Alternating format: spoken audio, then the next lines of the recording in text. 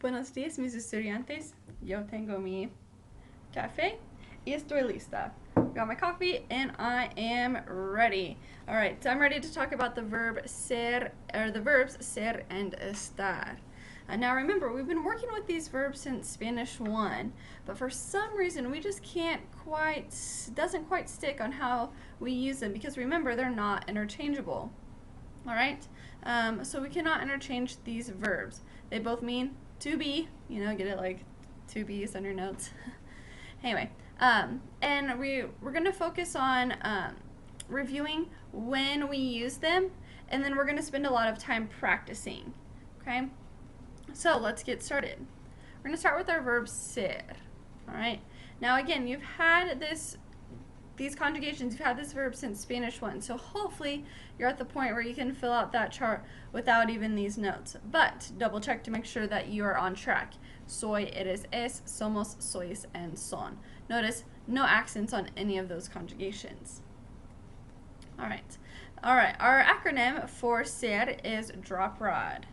Okay, so we've got description, relationship, occupation, possession, religion, origin, day, date, and time.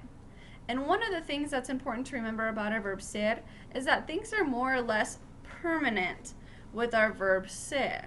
All right, I am not going to become tall in 2 seconds. My brother is always going to be my brother, whether I like it or not. All right, I am going to be a teacher for an extended period of time. All right, the coffee is always going to be mine. All right, so I am always going to be from Olathe.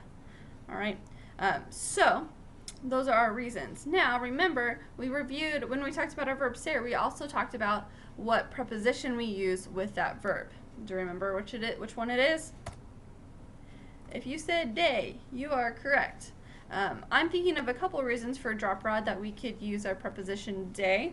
Can you think of what they are?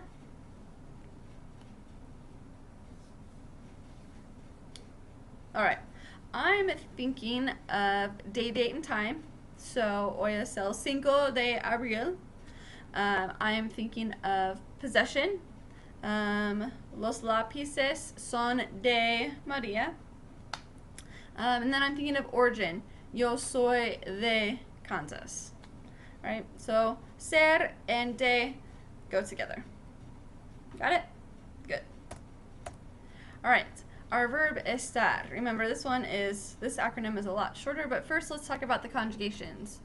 Again, you should be comfortable with these conjugations at this point. Biggest thing, ladies and gentlemen, remember our accents in our bottom 4 conjugations. Estoy, estás, está, estamos, estáis, and están. Okay? Remember those accents. All right, and then our acronym for estar is let. So, location, emotion, temporary condition. So location, I am in my living room. Emotion, I am very happy.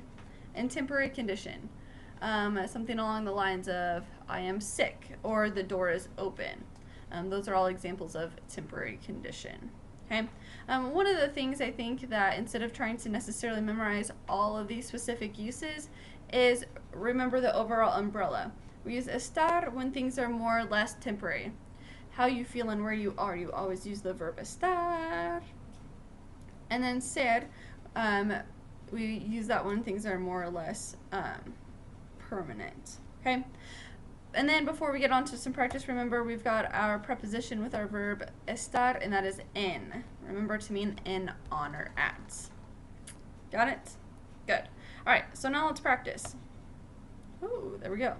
I would like for you to write down or translate these 5 sentences into Spanish. So go ahead and hit pause and do so now.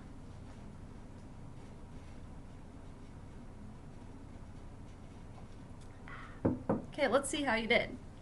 He is bored. Now first of all, think, are we going to use ser or are we going to use estar? I'm going to say estar because it's a temporary condition. Él está aburrido. He is bored at this moment.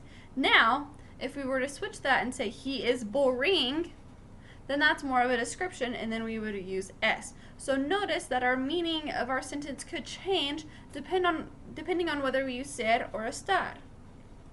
What's your dog like? Alright, ¿cómo es tu perro? We'll see this phrase quite a bit, and people get confused when we say ¿cómo es? Remember, es is looking for description, so we're asking what is your dog like? We're talking about personality, and we're talking about physical descriptions. Alright, the bookstore is in the neighborhood. Ooh, we're talking about location there, so we are going to use estar. La librería está en el barrio. Okay. The dessert is Miguel's. Now remember, when we're translating the sentence, there's no such thing as an apostrophe S in Spanish. It doesn't exist, okay?